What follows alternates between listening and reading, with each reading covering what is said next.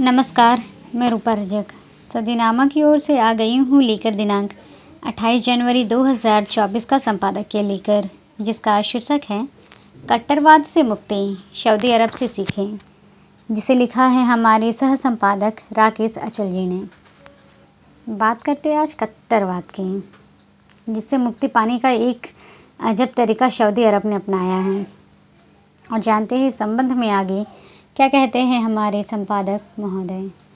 धर्म नशा है या नहीं, ये विमर्श बहुत पुराना पड़ चुका है। नया विमर्श ये है कि क्या धर्म को कट्टरवाद के साथ आगे बढ़ाना चाहिए या उदारता के साथ।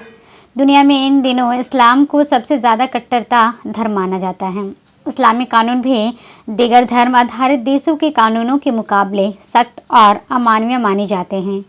किंतु अब दुनिया के एक प्रमुख इस्लामिक देश सऊदी अरब ने अपने देश में कट्टरता से मुक्ति की ओर बढ़ते हुए अपने देश में विदेशियों के लिए शराब की दुकानें खोलने की इजाज़त दे दी है। सऊदी अरब के ब्राउन प्रिंस बिन सलमान ने देश की राजधानी रियाद में शराब की दुकानें खोलने की इजाज़त दे दी। यहाँ 72 साल पहले शराबबंदी कर दी गई थी।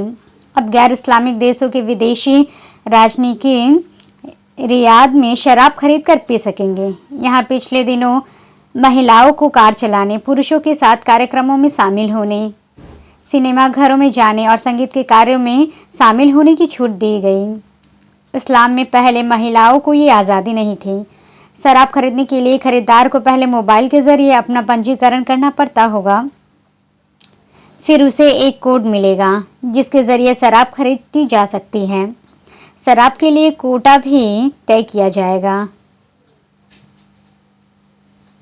दुनिया की कुल आबादी में से इस्लाम मानने वालों की आबादी 2 अरब है। इसमें से 85% एशिया और 15% सुन्नी मुसलमान हैं। इस्लाम में कोई 1400 साल पुराना धर्म है। इसमें मूर्ति पूजा ही मनाही है। इस्लाम की पवित्र पुस्तक कुरान है। इसी के आधार पर कानून भी बनाए गए हैं, लेकिन समय के साथ इस्लाम को मानने वाले बदल भी रहे हैं। सऊदी अरब इसका सबसे बड़ा उदाहरण है। सऊदी की अर्थ है व्यवस्था तेल पर निर्भर है।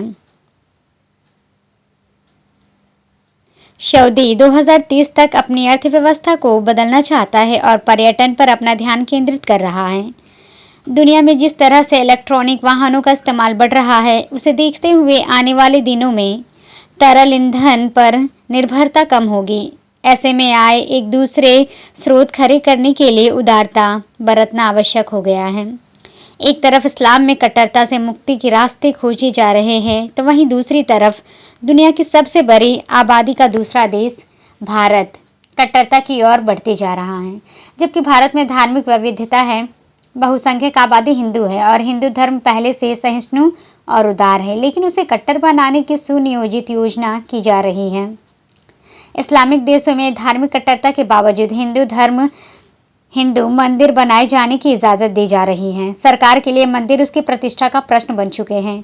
लौटकर सऊदी अरब पर आते हैं। सऊदी अरब में शराब पर प्रतिबद्ध साल 1952 में है। उस समय तत्कालीन बादशाह अब्दुल अजीज के बेटे शराब के नशे में एक ब्रिटिश डिप्लोमेट की गोली मारकर हत्या कर दी थी, जिसके बाद सरकार ने शराब पर प्रतिबंध लगा दिया था।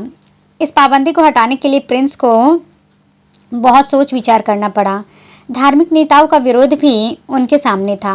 आज दुनिया में सऊदी अरब को एक प्रगतिशील इस्लामिक देश माना जाता है और भारत की छवि एक कट्टर मुल्क की बनी रही है। राजनीतिक इसके लिए जिम्मेदार है। इसे रोका जाना चाहिए। दुनिया का कोई भी मुल्क हो या धार्मिक कट्टरता से आगे नहीं बढ़ा जा सकता। कट्टरता से किसी भी देश की प्रगति नहीं हो सकती और न वसुधैव कुटुंबकम की अवधारणा का पालन ही किया जा सकता है। मुझे अक्सर लगता है कि किसी भी देश के लोगों की धार्मिकता का नशा करने से बेहतर है कि उसे शराब पीने की इजाज़त दी जाए। भारत में भी नशे के विरोध को लेकर आंदोलन और अभियान चलते आ रहे हैं। सऊदी अरब में जैसे तेल अर्थव्यवस्था का एक बड़ा जरिया है, वैसे ही भारत में शराब आधारित अर्थव्यवस्था है।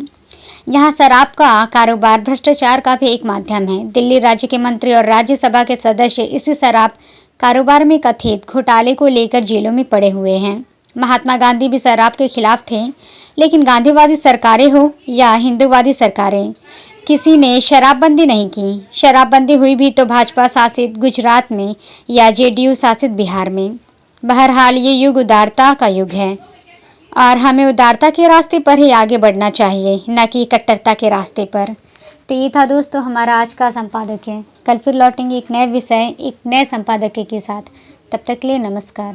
देखो सुनकर देखो जी, ममता राहुल मोदी बोले, लिखे जितेंद्र जी।